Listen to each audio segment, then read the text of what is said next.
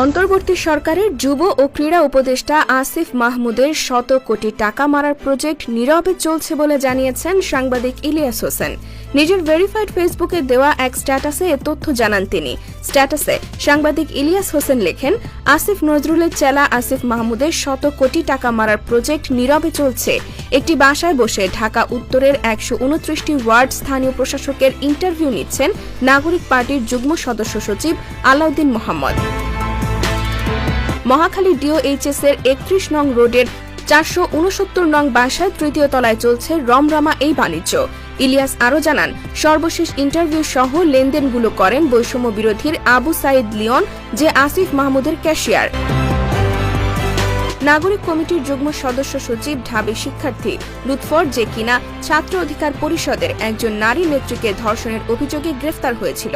ধর্ষণের অভিযোগে অভিযুক্ত লুৎফর এই ভাইবা নেওয়ার সময় নাগরিক কমিটির প্রতিনিধি হিসেবে উপস্থিত ছিল।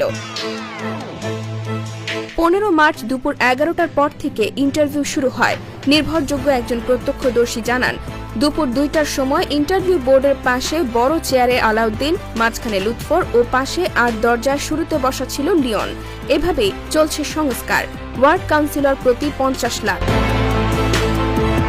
এইদিকে এই ঘটনার প্রেক্ষিতে উপদেষ্টা আসিফ মাহমুদ মঙ্গলবার রাতে তার ফেসবুকে এক পোস্ট করেন।